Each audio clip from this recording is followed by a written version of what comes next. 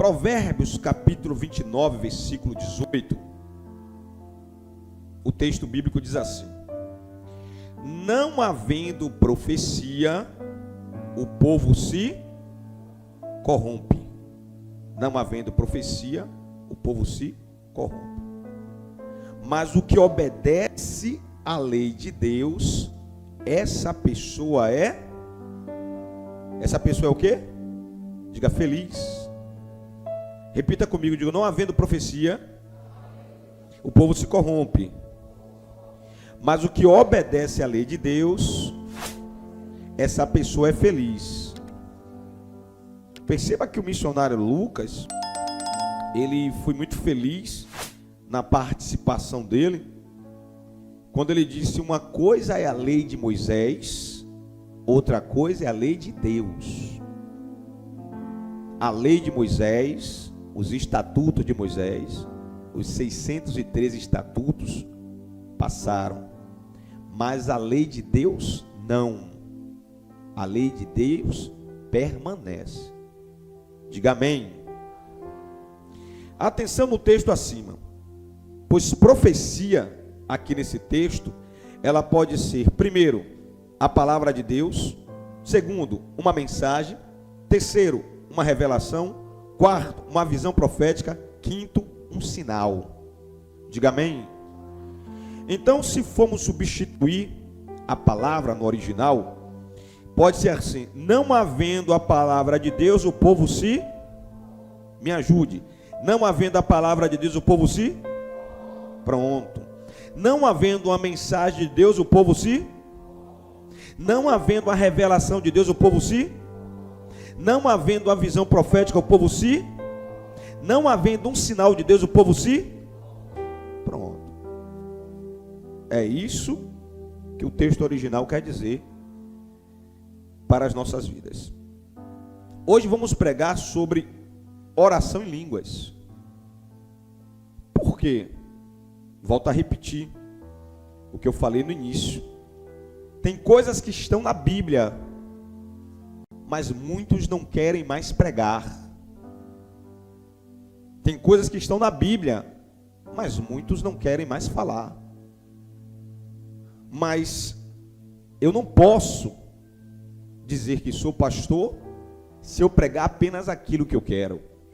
Eu tenho que me esforçar para tentar pregar o máximo daquilo que está na Bíblia.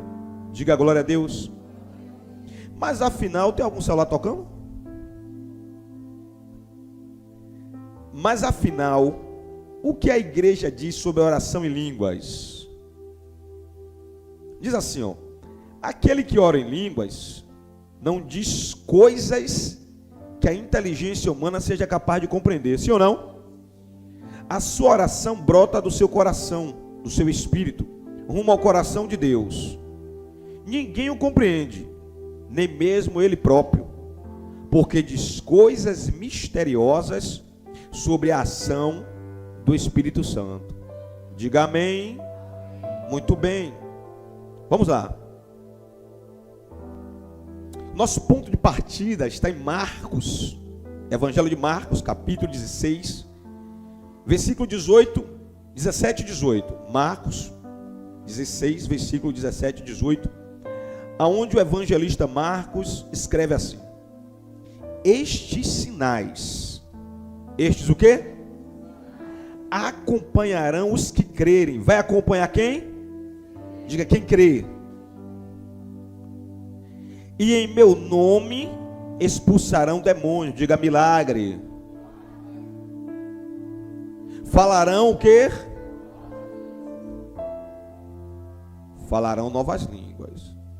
Percebam que aqui o Espírito Santo ainda não tinha sido manifestado, mas Deus estava fazendo uma promessa. Diga amém. Pegarão em serpentes, e se beberem algum veneno mortal, não lhe fará mal nenhum. Imporão as mãos sobre os doentes, e os doentes ficarão curados.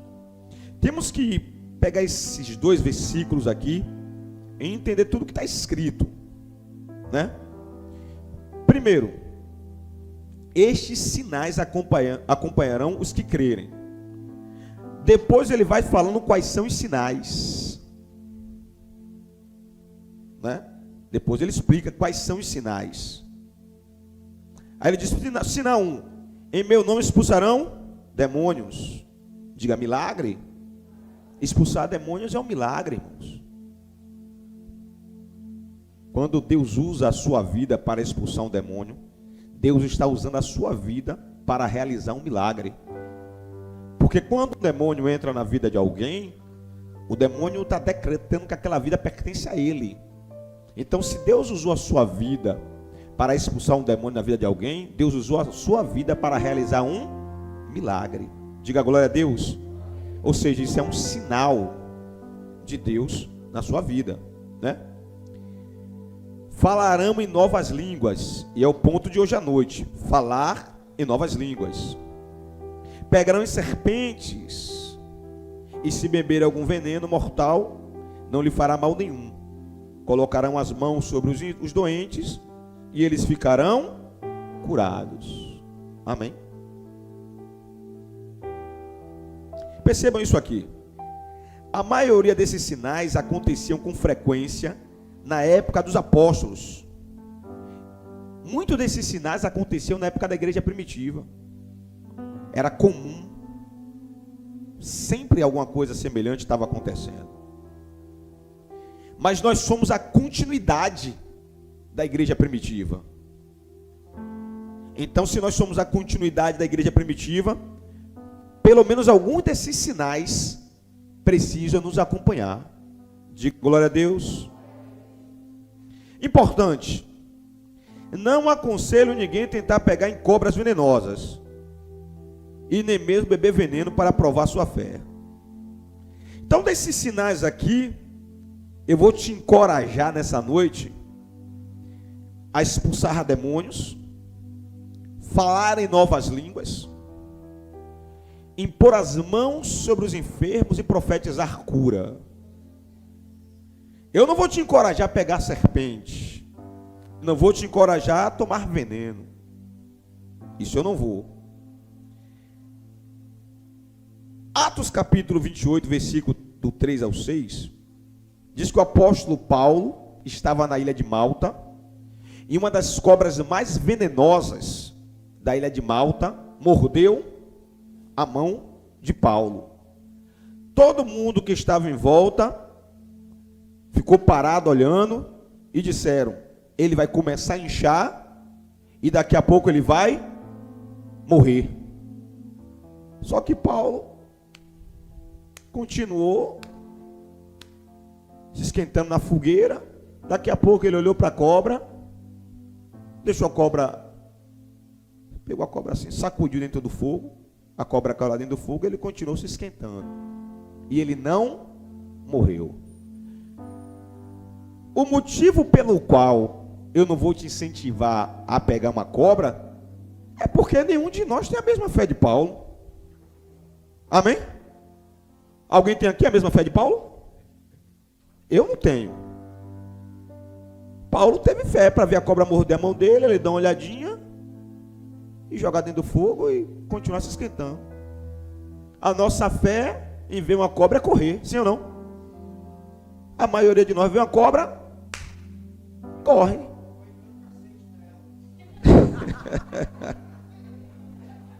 Pode ser também cacete dela. Só não vou encorajar você a pegar na cobra, entendeu? E nem tomar veneno. Aí já sei. Alguém vai dizer assim: mas bispo, o texto está dizendo que são sinais que devem acompanhar. Tem um pastor chamado Chad, não sei se é Chad ou é Chad Daniel, pastor bem famoso aí, que ele prega no mundo todo aí com uma piton amarela, gordona assim. Mas é problema dele. Eu não tenho nada a ver, não tenho nenhum tipo de relacionamento com ele. Eu fui pesquisar sobre isso e eu descobri que teve 2 pastores nos Estados Unidos, 2, que pregavam com cascavel. Pregavam com cascavel, era pregando e com cascavel. E para provar a fé do povo, tinha um que dizia: venha pegar na cobra, para provar a sua fé. E tinha uns crentes cheios de fé, que ia lá e pegava na cobra.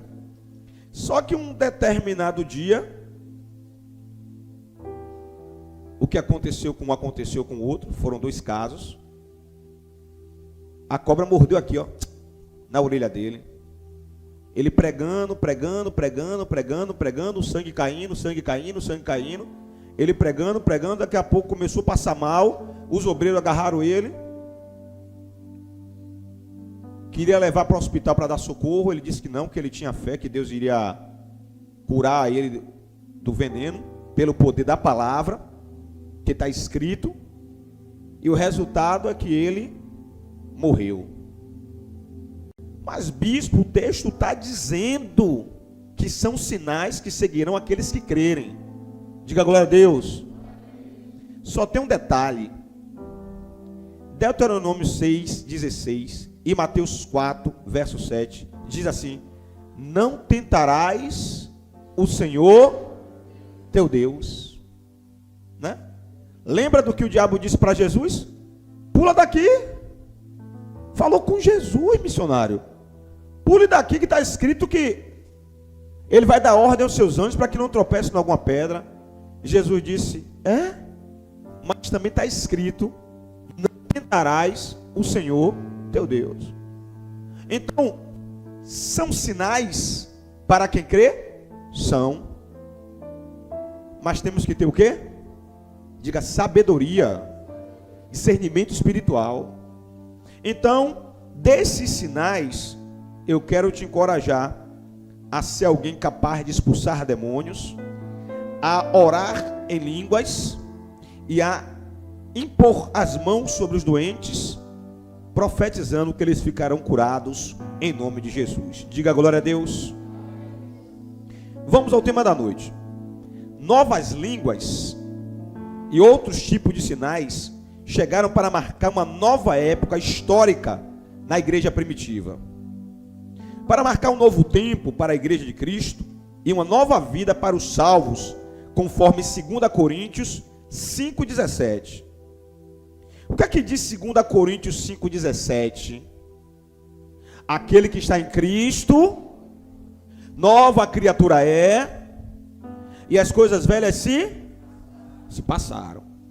Então, 2 Coríntios 5,17 diz assim: aquele que está em Cristo, ou seja, para quem de fato está em Cristo. O texto faz uma afirmação que essa pessoa se torna uma nova criatura, uma nova pessoa. Então, se eu estou em Cristo e eu não mudei nada no meu caráter, eu não estou em Cristo. Tem que haver mudança. Está escrito na palavra de Deus. As coisas velhas se passaram. Então, se eu estou em Cristo, mas eu continuo com as práticas do passado, eu não estou em Cristo. Porque o texto diz que as coisas velhas têm que passar. Surgem coisas novas. Está escrito: alguma coisa na minha vida tem que ser diferente do passado. Porque agora eu estou em Cristo. Diga glória a Deus. Atos dos Apóstolos, capítulo 2, verso do 1 ao 4. Esse momento é conhecido como a festa de Pentecostes. Chegando o dia de Pentecostes, estavam todos reunidos numa igreja, em um cenáculo, em um ambiente como esse. Todos sentados como vocês estão. Uma média de 120 pessoas. O texto diz assim: de repente, veio do céu um som veemente e impetuoso, como de um vento muito forte, e encheu toda a casa na qual estavam assentados. E quem estava ali, o texto diz, e viram o que parecia ser línguas de fogo, que se separaram e foi pousando sobre cada um deles. Todos ficaram cheios do Espírito Santo e começaram a falar noutras línguas. Aí o texto diz: conforme o Espírito os capacitava. Diga glória a Deus. Atenção aqui. Eu preciso da sua atenção aqui agora. Ó. Os fenômenos sobrenaturais do dia de Pentecostes não tem como serem ignorados. Não dá para a gente ignorar os fenômenos que aconteceram ali em Atos capítulo 2. Bispo, quais foram esses fenômenos? Vamos lá. Primeiro, nós estamos em um ambiente como esse. Felipe, pare um pouquinho, por favor. Obrigado. Nós estamos num ambiente como esse. De repente, surge um barulho do nada aqui. As portas estão fechadas lá. Se de repente surge um barulho do nada aqui dentro, um vento impetuoso, isso é um fenômeno, irmãos. Não dá para a gente ignorar, fingir que não está escrito na Bíblia, porque está escrito, né? Um vento impetuoso, forte, barulhento, estranho, diferente. Aí o texto diz, línguas repartidas como que de fogo. Não dá para ignorar esse fenômeno. O texto diz que no ar, no ambiente, era possível ver algo chamado línguas repartidas como que de fogo. Está escrito.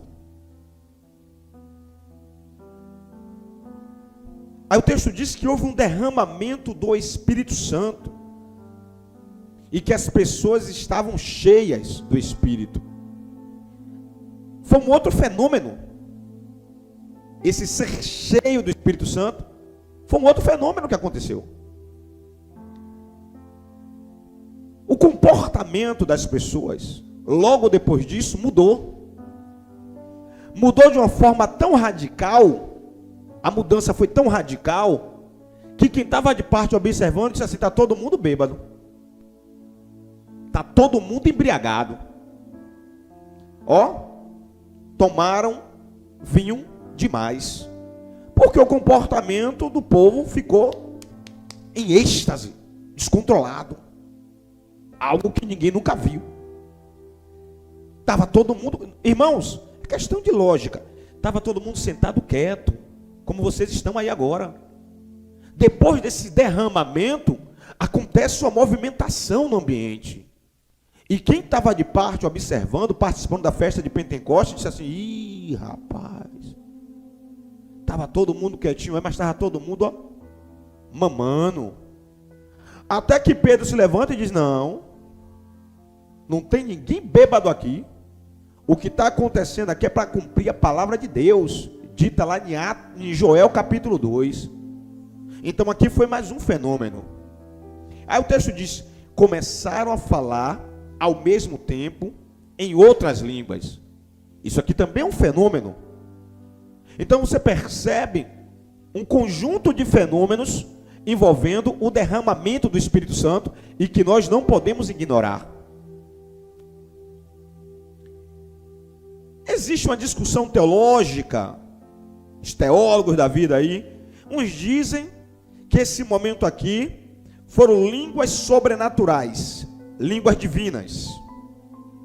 Tem outro grupo que diz que foi uma variedade de idiomas conhecidos na época. E tem um outro grupo que diz que era a língua grega, que quase todos na época falavam. Irmãos, não me interessa se eram línguas sobrenaturais ou divinas. Não me importa se era uma variedade de idiomas. Grego, aramaico, hebraico, egípcio, mandarim, inglês. Não me interessa isso. E também não me interessa se aquelas pessoas de língua hebraica e aramaica começou todo mundo a ouvir grego. Eu não me importo com esse detalhe. Eu me importo com o fenômeno. O que me importa é o fenômeno. Se as pessoas começaram a falar em línguas estranhas, foi um fenômeno. Diga glória a Deus. Se as pessoas começaram a falar em outros idiomas, também foi um fenômeno. Eu não posso ignorar isso. E se começou todo mundo a falar em grego, também foi um fenômeno. Eu não me importo com isso. O que me importa é o que o texto diz. E todos começaram a falar em novas línguas. Diga glória a Deus. O vento impetuoso e o fogo são símbolos do Espírito Santo, poderoso, soberano e absolutamente livre. E ainda sobre as línguas, não importam o que os tradicionais, os ateus, os incrédulos, os apóstatas digam, não tem como esconder a realidade. Não tem como esconder. Naquele dia aconteceu um grande milagre envolvendo a língua de todos os que estavam presentes. Diga amém. Irmãos, as 16 nações de idiomas e culturas diferentes presentes na festa de Pentecostes apenas ouviram o discurso dos apóstolos em sua língua natal. Eles ouviram. Amém? Por que eles ouviram? Porque o texto diz que conforme o Espírito Santo ia capacitando, os apóstolos falavam e eles ouviam no seu idioma natal. Mas para os 120 que foram cheios do Espírito Santo, algo extraordinário aconteceu, que envolvia o quê? Diga as línguas. Pois a Bíblia é clara em dizer que quem concedeu essa virtude foi o poder do Espírito Santo.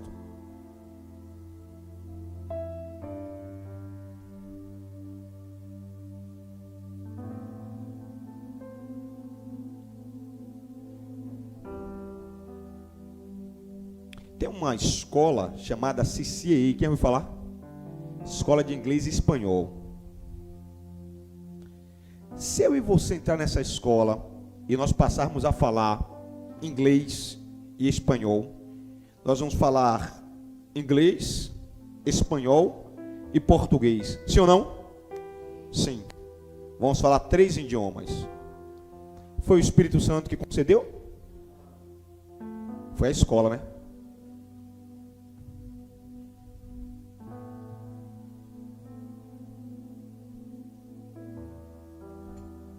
Dizer que um homem pregando, no caso de Pedro, e as pessoas ouvirem na sua língua natal, não foi um fenômeno extraordinário, é querer ignorar o poder de Deus, é querer minimizar o poder de Deus. Porque uma coisa é eu falar aqui em português e todos vocês entenderem, porque todo mundo aí fala português. Agora imagine se eu estivesse falando aqui em português e tivesse aqui pessoas da África, da Europa, da América Central, e vocês ouvindo o que eu estou falando no idioma de vocês. Não dá para ignorar e minimizar o poder de Deus. Foi algo extraordinário que aconteceu no dia de Pentecostes, que envolveu as línguas dos 120 que estavam ali. Diga glória a Deus. Em Atos capítulo 2, a palavra línguas tem origem na palavra grega heterais glossais, que significa línguas diversas, conhecidas ou não. Importante entender isso aqui. No passado, o Espírito Santo descia sobre as pessoas e faziam feitos extraordinários. A partir do dia de Pentecostes, o Espírito Santo passou a habitar nas pessoas para fazer também coisas extraordinárias sempre. Percebe a diferença? No Antigo Testamento, o Espírito Santo vinha, descia sobre alguém, fazia um feito extraordinário e ia embora. A partir do dia de Pentecostes, o Espírito Santo vem, passa a habitar, e a partir daquele momento as pessoas passaram a fazer feitos extraordinários com frequência. É só você olhar a vida de Pedro, de Tiago, de João, de Paulo. Virou uma frequência, coisas extraordinárias, milagres, sinais. Virou algo corriqueiro. Por quê? Porque eles foram cheios do Espírito Santo. Então ser cheio do Espírito Santo consiste em uma mudança radical de vida. É algo que produz um avivamento que muda completamente a história de um homem e de uma mulher. Diga glória a Deus. O mesmo poder do Espírito Santo na igreja primitiva está à nossa disposição. Olha que maravilha. O mesmo poder do Espírito Santo da igreja primitiva está à nossa disposição. A minha disposição e a sua, hoje em dia, para fazer do nosso testemunho pessoal algo mais poderoso sobre Jesus Cristo. Então esse derramamento do Espírito Santo na minha vida e na sua vida é para fazer o meu testemunho, o seu testemunho, algo mais poderoso sobre Jesus. A minha vida, a sua vida muda, porque o Espírito Santo passa a habitar dentro de nós. Diga glória a Deus. Ou seja, quanto mais buscamos entender sobre a obra do Espírito Santo no dia de Pentecostes, melhor vamos nos relacionar com Ele. Com quem? Com o Espírito Santo. E assim vamos de fato conhecer o seu poder. Diga glória a Deus. Muito bem, vamos avançar mais um pouquinho. Atos capítulo 10, versículo 45 e 46. Olha o que o texto diz. Atos 10, 45 e 46. Os judeus convertidos que vieram com Pedro ficaram admirados, espantados, surpresos de que o dom do Espírito Santo fosse derramado também sobre os gentios. Opa, isso tem que chamar a minha atenção e a sua atenção. Porque eles ouviam os gentios também falarem em línguas e magnificar Deus através deste sinal. Diga glória a Deus. O que é que o texto está dizendo aqui? Que chegou um determinado momento que tinham vários judeus convertidos junto com Pedro, e eles viram um grupo de gentios. E quem são os gentios? Somos nós. Nós somos os gentios, porque nós não temos sangue judeu. Então, o fato de nós não termos sangue judeu faz com que sejamos chamados de gentios.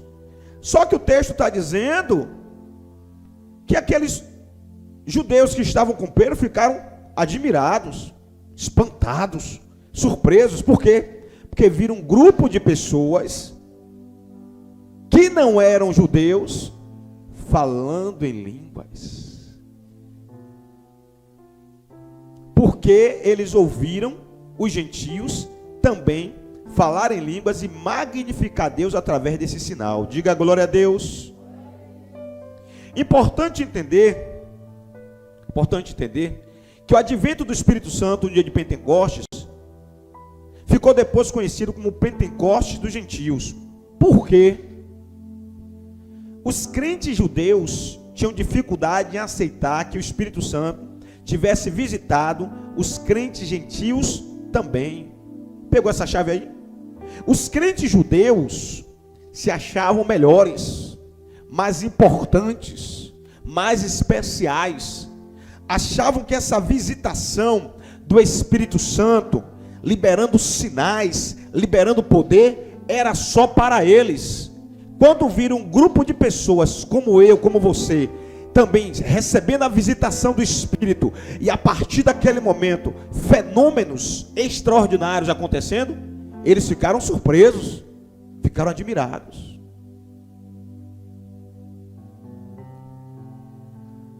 Todavia, os gentios haviam recebido o mesmo dom dos crentes judeus. A pergunta que fica é: não tinha 16 nações? Será que foi em idioma de novo? Diga glória a Deus. Os crentes gentios foram agraciados com a mesma visitação poderosa do Espírito Santo de Deus, e falaram em línguas naquele dia, exatamente como seus irmãos judeus no dia da festa de Pentecostes. Se eu fosse você, eu dava glória a Deus. Porque o que o texto está dizendo aqui é que a promessa que foi para os judeus é para a sua vida também, é para a minha vida também. Mas da mesma maneira como os irmãos judeus não via com bons olhos os irmãos gentios sendo visitados pelo Espírito, recebendo poder, fazendo sinais. No nosso tempo, no nosso meio, tem pessoas também que não ficam satisfeitos, que não ficam alegres quando você recebe a visitação especial do Espírito Santo. Então você percebe que Atos capítulo 2 ficou conhecido na história como a festa de Pentecostes. E Atos capítulo 10 ficou conhecido como o Pentecostes dos gentios.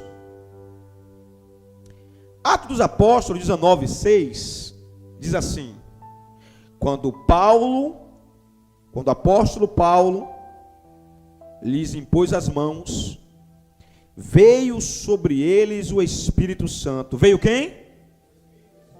E começaram a falar em outras línguas e começaram a profetizar. Irmãos, não dá para ignorar essas coisas. O texto está dizendo que Paulo encontra um grupo de crentes e pergunta: vocês foram batizados no batismo de quem? De João Batista. Mas a época de João Batista passou. Nós estamos na época do Galileu, o leão da tribo de Judá, Jesus, o Cristo de Deus, aquele que batiza com o Espírito Santo. Aí eles responderam: nós nunca nem ouvimos falar desse tal de Espírito Santo. Aí Paulo disse: vocês nunca ouviram falar não? Pois eu vou orar por vocês agora. Aí o texto diz: e quando Paulo lhe impôs as mãos e começou a orar, veio sobre eles o Espírito Santo, e começaram a falar em línguas e a profetizar. Irmãos, precisamos sair do natural em alguns momentos e enxergar o sobrenatural. O texto está dizendo que aquelas pessoas estavam normais, como nós estamos agora, mas depois da oração, o texto diz, eles foram cheios do Espírito Santo. Perceba que o que está falando aqui acontece depois que eles são cheios do Espírito Santo. Depois que eles foram cheios do Espírito Santo, começaram a falar em línguas e a profetizar. Ou seja, são duas coisas que eles não podiam fazer antes. Por quê? Porque eles responderam para Paulo: nós nunca nem ouvimos falar do Espírito Santo. Diga glória a Deus. Aqui neste texto temos a última referência às línguas estranhas no livro de Atos. Os crentes judeus haviam falado em línguas e os crentes gentios também. Agora, todo o corpo de Cristo estava pronto para testemunhar Jesus ao mundo inteiro. Diga glória a Deus. Quando chegamos em 1 Coríntios, capítulo 12, do verso 8 ao 11, 1 Coríntios, capítulo 12, do verso 8 ao 11, diz assim, pelo Espírito, a um é dada a palavra da sabedoria.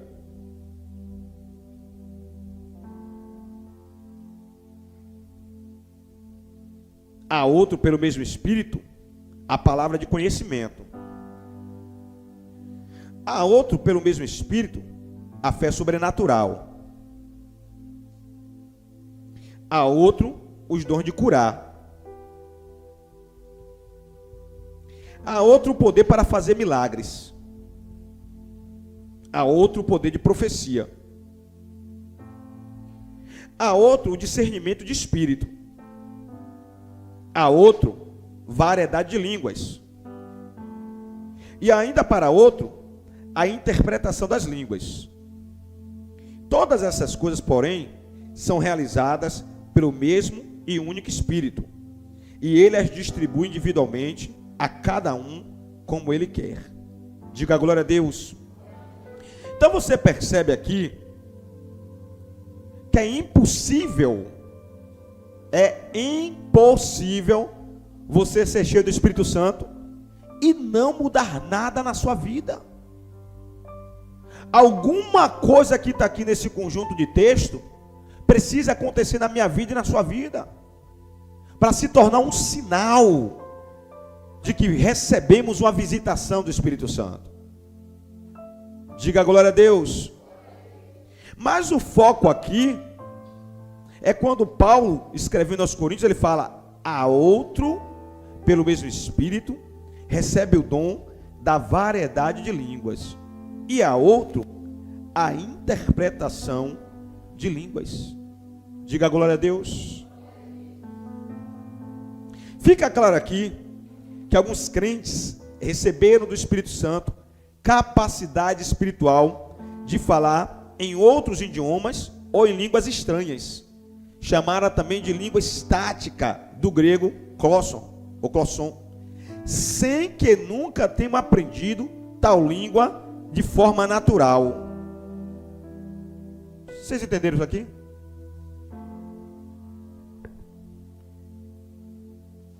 Eu não falo língua nenhuma. Como assim, bicho, eu não falo língua nenhuma? E o português? Eu não posso dizer para vocês que eu falo português. Eu tento falar português, porque eu me atrapalho com as palavras. Existem várias palavras que eu falo errado, que eu pronuncio errado. Sempre que eu termino o culto aqui, eu chego em casa, vou assistir e fico observando quantas palavras eu falo errado, quantas frases saem da minha boca mal construída. Então eu não posso afirmar que eu sei falar português. Mas, irmãos, se eu não sei falar português, imagine outro idioma. A minha única tentativa frustrada de falar um outro idioma foi quando eu estava no Renan, lá no lote, no Renan Baleiro, que uma professora tentou me ensinar um tal de um verbo to be. E eu só consigo lembrar do verbo to be é quando ela dizia: fala assim, Luiz, my name is Paul. Quer dizer, meu nome é Paulo. E era a outra frase que eu me lembro, era it's a name. Qual é o seu nome? Como? What's your name? Eu nem... Você está vendo? Até o verbo to be eu falo errado. Entende, irmãos? Então, se eu não falo português direito, se eu não consigo falar inglês, mesmo com a mulher esforçada daquela tentando me ensinar o verbo to be, se eu não falo nenhum outro idioma e de repente eu estou aqui e eu começar a falar algum idioma sem nunca ter pisado numa escola, é um fenômeno sobrenatural. É algo extraordinário que você aprendeu pelo Espírito naquele momento e naquele dia. Mas convenhamos que na maioria dos ajuntamentos a nível global, a nível mundial, convenhamos que quando você vai pegar a história dos avivamentos no mundo todo, irmãos, a grande maioria que recebeu visitação do Espírito Santo falam de línguas estranhas. Pelo menos eu não conheço nenhum caso de um grande avivamento que as pessoas começaram a falar novos idiomas. Português, francês, espanhol. Todo mundo que eu conheço que fala outros idiomas estudaram para poder falar ou aprenderam pela internet. Esse é um sistema linguístico próprio de seres celestiais, as línguas estranhas, e são desconhecidos na terra. Esse sistema linguístico não é usado para comunicar ensinos, nem doutrinas. Tem por finalidade elevar ou edificar os próprios crentes que falam quando não tem intérprete, ou edificar ou elevar a igreja quando tem intérprete. Diga glória a Deus.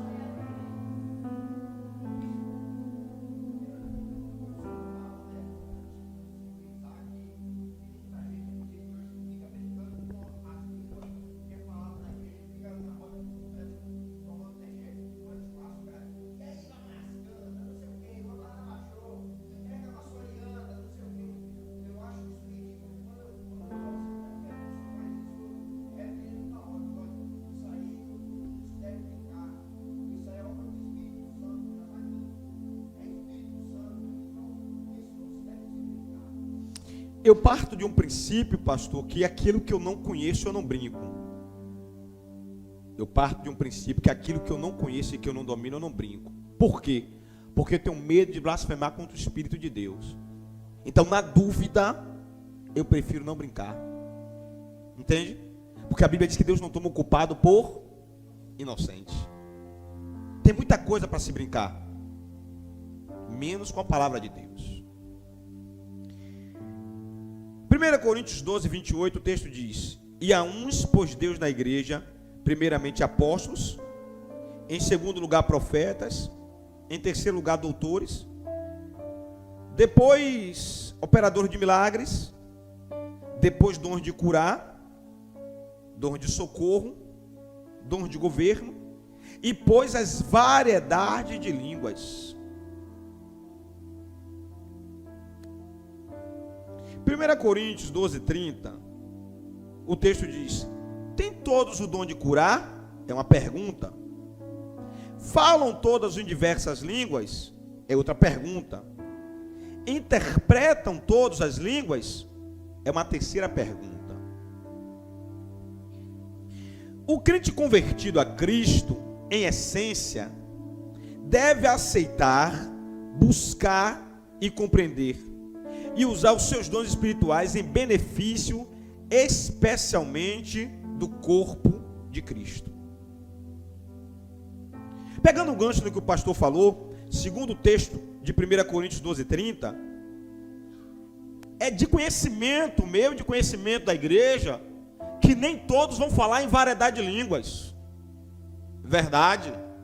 Porque está escrito que nem todos falarão em variedade de línguas. Mas o fato de você não falar em variedade de línguas não lhe dá o direito de criticar, não lhe dá o direito de debochar, não lhe dá o direito de brincar com o sobrenatural, porque você pode estar colocando a sua salvação em risco por brincar com o desconhecido.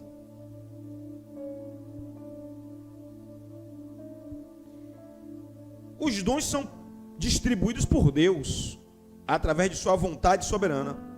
Por isso não podem ser aprendidos ou escolhidos, pois são capacidades espirituais em potencial que precisam ser desenvolvidos e usados com maturidade. Diga glória a Deus. Irmãos, o fato de nós sabermos que nem todos falarão novas línguas não muda o texto inicial. Buscai com dedicação os dons. A minha obrigação é buscar o dom da variedade de línguas. Por que, bispo? Porque o texto diz que quando eu oro em línguas, eu oro para a minha edificação. Se eu quero ser edificado, eu tenho a obrigação de buscar falar em variedade de línguas. Porque o texto diz que se tiver intérprete, edifica a igreja. Ah, mas eu tenho vergonha. Tem que se converter. Você não pode ter vergonha dos sinais de Deus. Você não pode ter vergonha do poder do Espírito Santo.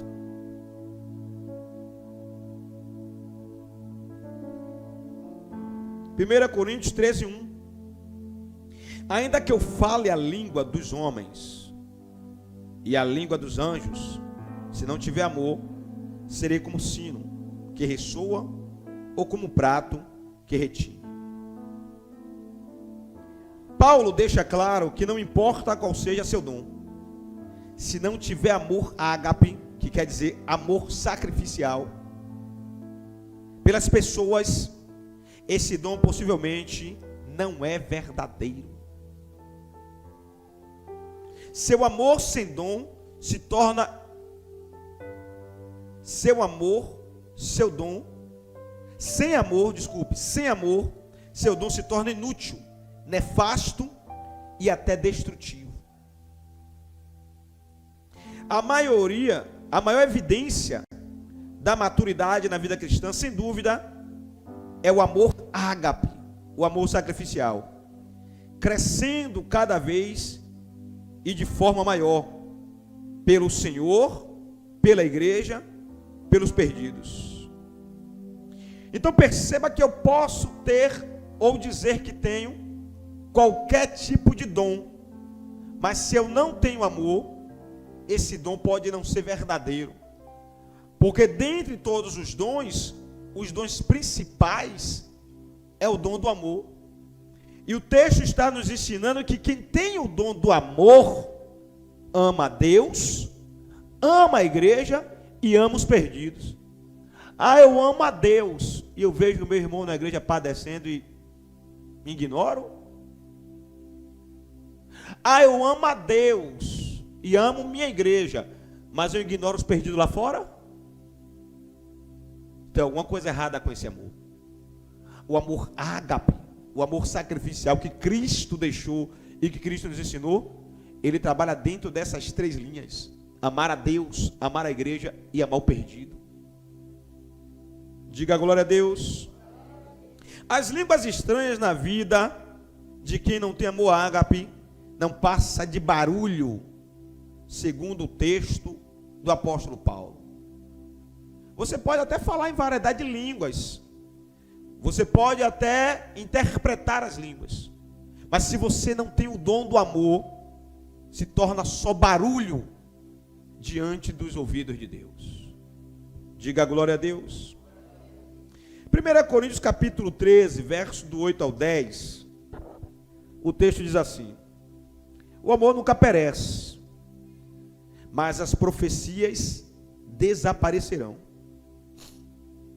as línguas cessarão, o conhecimento passará, pois em parte conhecemos, em parte profetizamos. Quando porém vier o que é perfeito, o que é imperfeito desaparecerá. Perceba isso aqui. Quando Jesus vier em sua segunda vinda à terra para buscar sua igreja, os dons espirituais não serão mais necessários. Por isso, eles vão desaparecer. Perceba que o texto está provando que quando Jesus voltar, todos esses dons não serão mais necessários. Mas por que eu coloquei o texto aqui? Porque o texto prova que existe o dom de variedade de línguas e que isso não pode ser ignorado pela igreja do tempo atual. Diga glória a Deus. 1 Coríntios capítulo 14, verso 2. 1 Coríntios capítulo 14, verso 2. Diz assim: pois quem fala em uma língua não fala aos homens.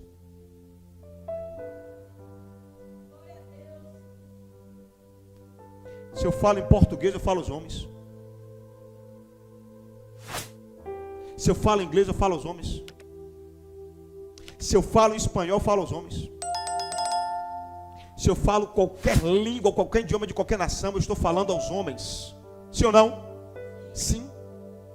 Mas o texto está dizendo: pois quem fala em uma língua não fala aos homens, mas fala diretamente com Deus. Está escrito, 1 Coríntios capítulo 14, quem fala em línguas não fala aos homens, fala diretamente com Deus. Está escrito, não tem como ignorar, irmãos.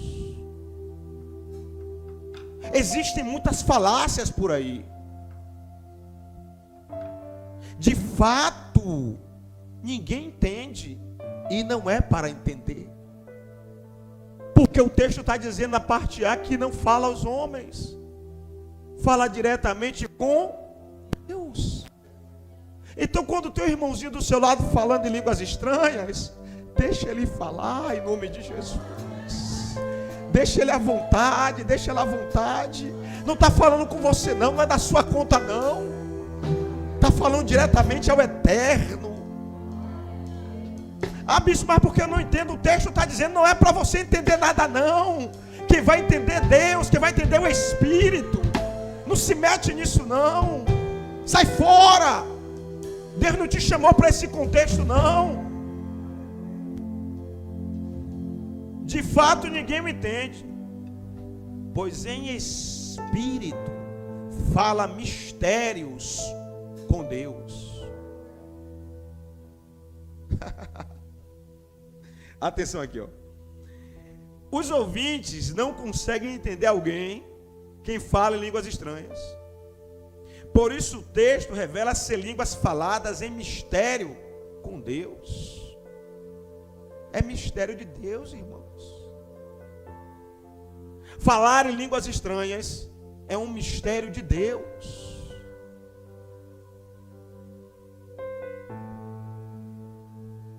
Guarde isso aqui.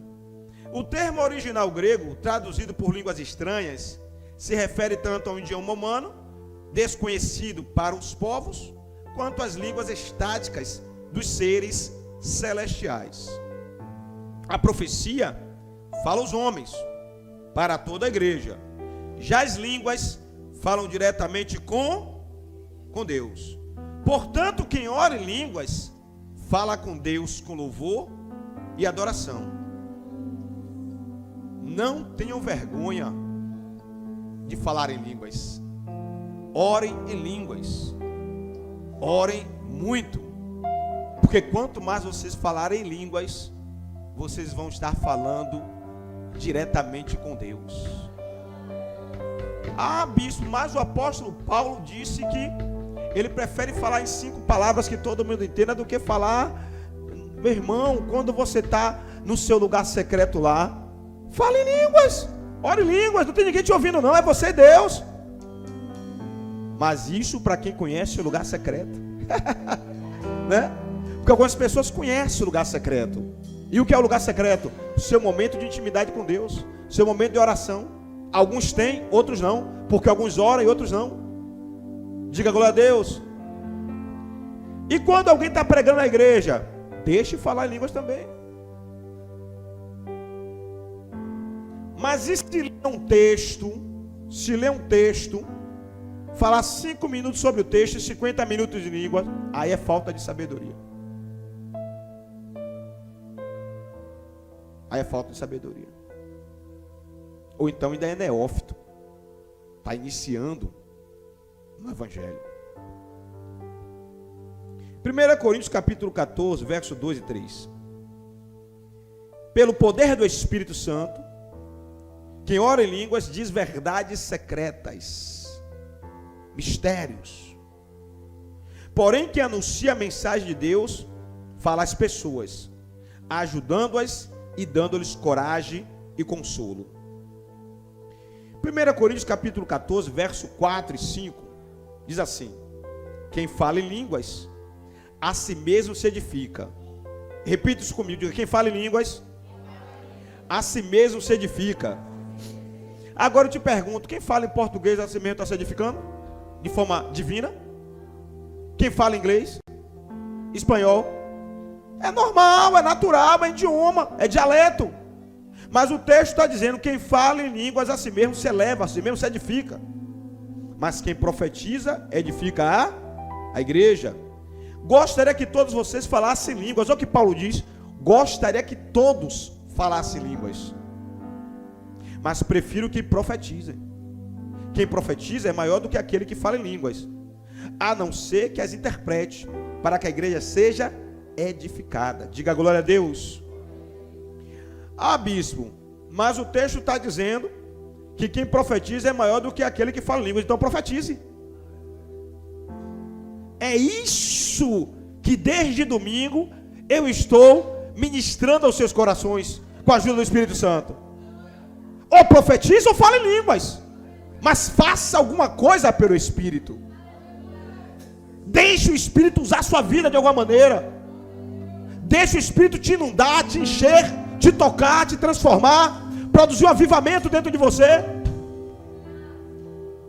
Porque Jesus disse em João capítulo 7, e todo aquele que crê, de dentro de si fluirão rios de águas vivas. Sabe, um rebuliço, alguma coisa que, sabe, queima dentro.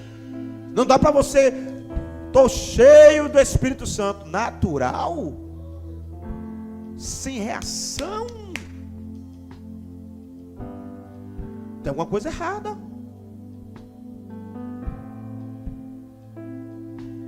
Você pode ter a maior capacidade intelectual, porém na prática quem fala em línguas, nem ele mesmo compreende o que fala.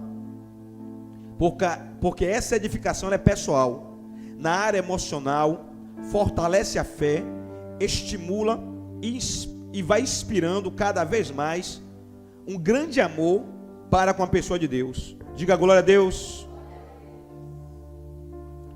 Na igreja,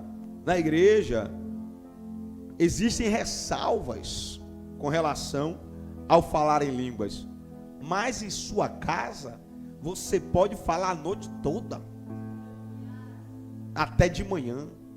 Diga glória a Deus.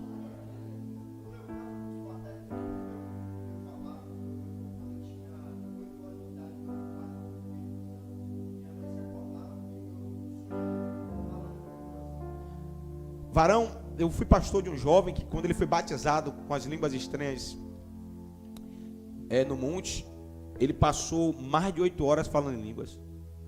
Ele não conseguia falar em português.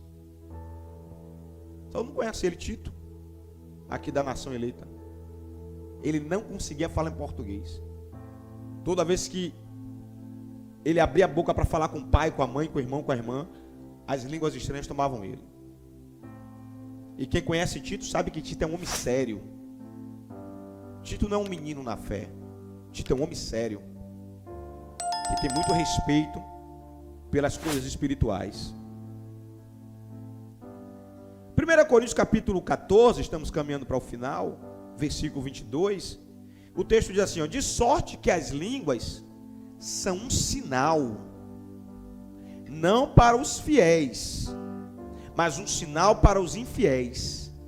E a profecia não é sinal para os infiéis, mas é um sinal para os fiéis. Guardem isso aqui, ó. Guarda isso aqui, ó. Esse sinal para os incrédulos é na prática sinal de condenação.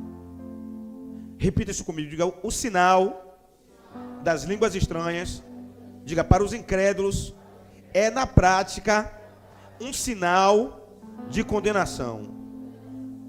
Aí vem aqui a resposta: por que condenação?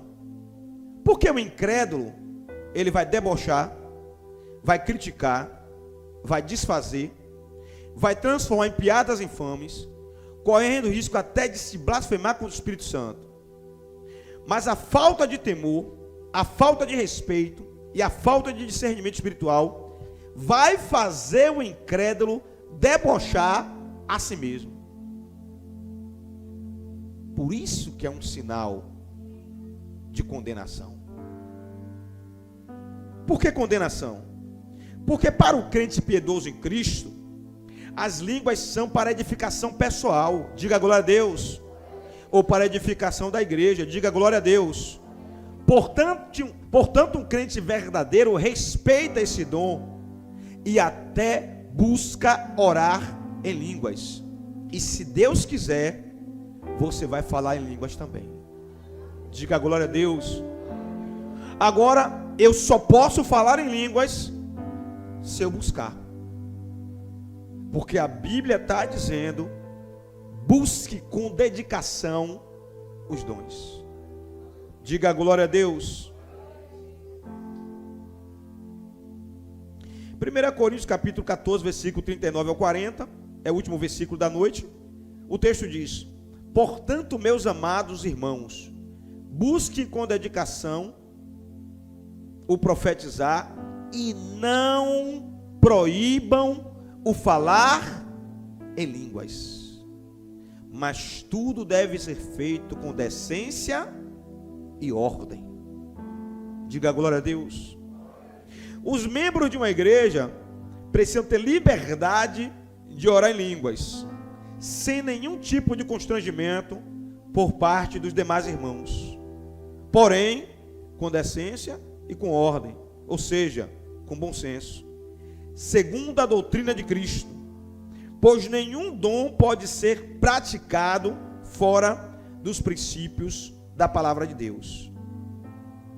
Levantem, vamos orar, vamos encerrar.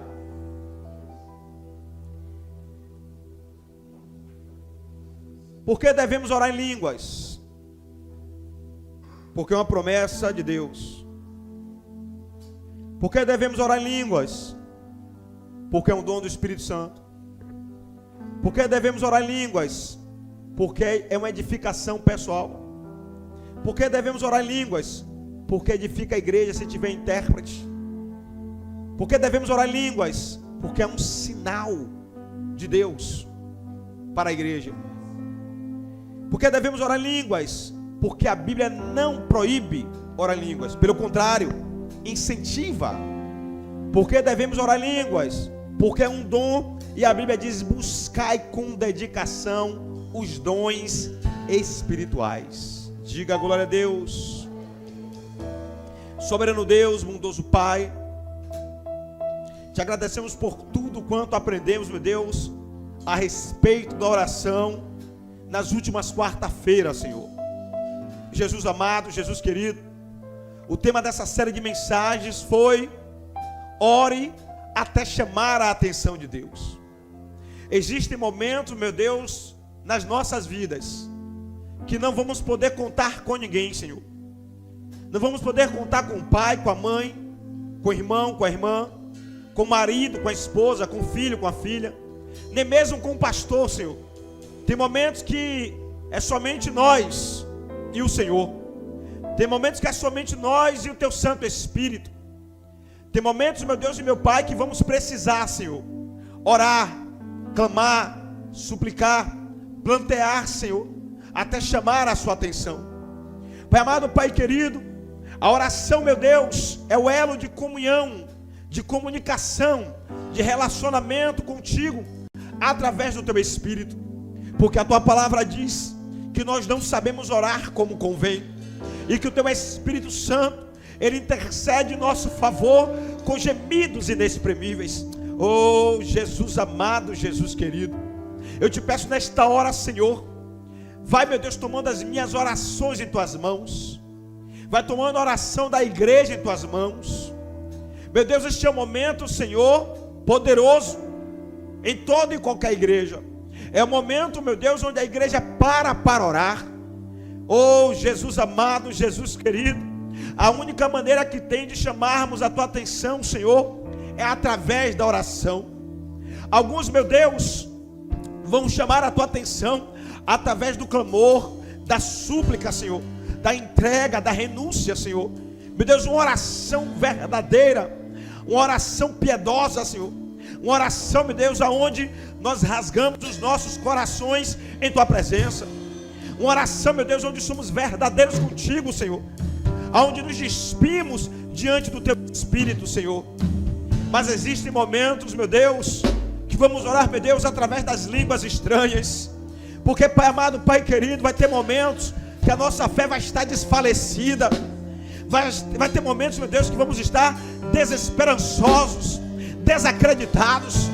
Vai ter momentos, meu Deus, chore, canta, lá, manaia, chu. Meu Deus, vai ter momentos que vamos entrar em um culto como esse, Senhor. Vamos entrar na igreja, meu Deus, vamos ouvir orações e nada vai acontecer. Vamos ouvir louvores e nada vai acontecer.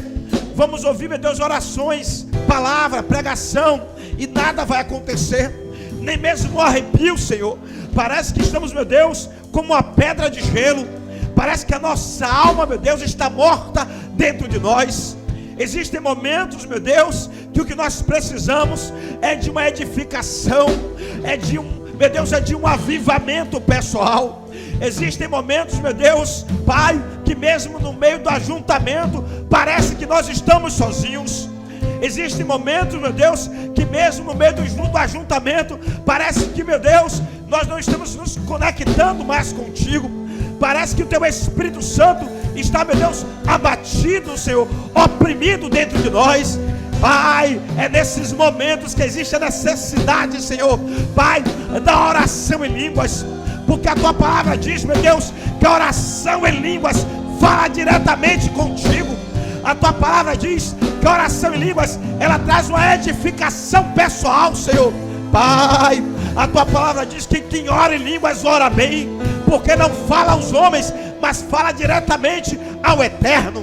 Por isso, Jesus amado, Jesus querido, eu te peço nesta hora, toma a Tua igreja em Tuas mãos, toma o teu filho, a tua filha em tuas mãos.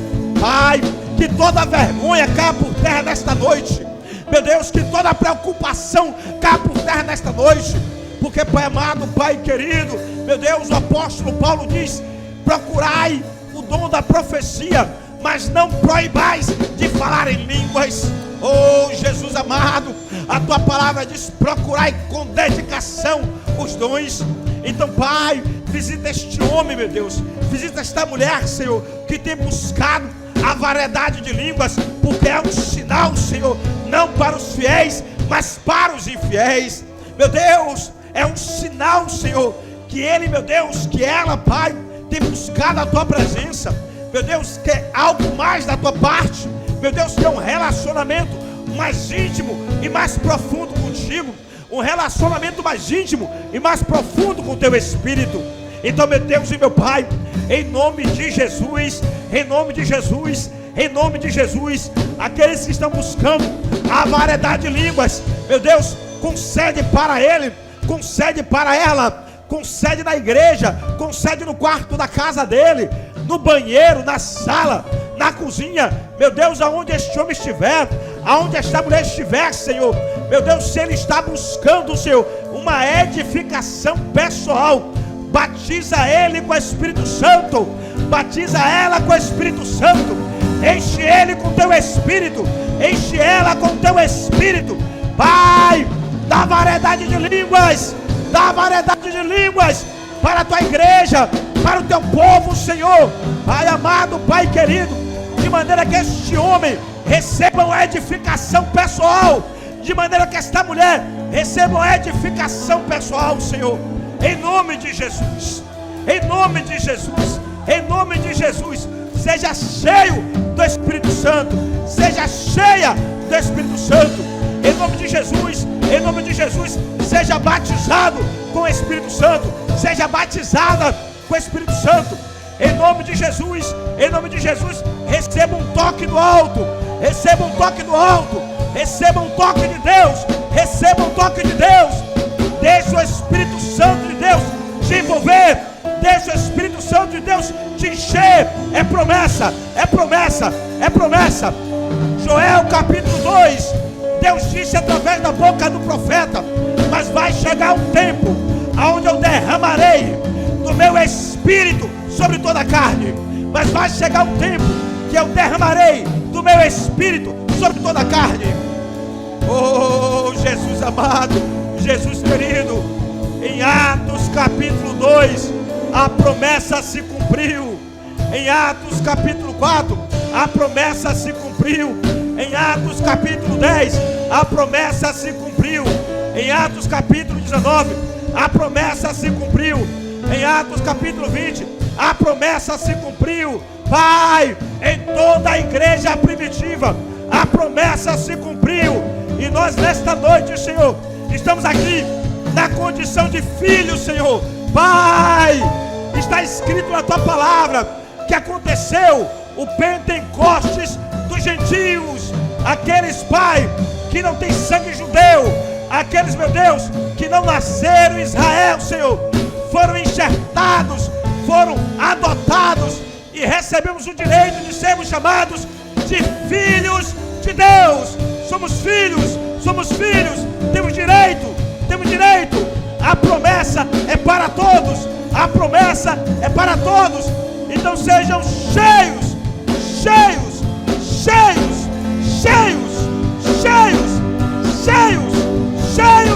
do Espírito de Deus.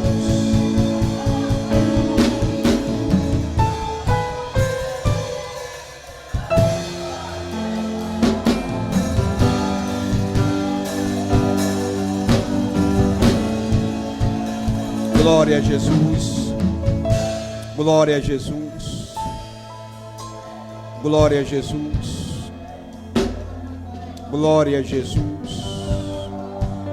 glória a Jesus. E estes sinais seguirão aqueles que crerem, e estes sinais seguirão aqueles que crerem. E estes sinais seguirão aqueles que crerem.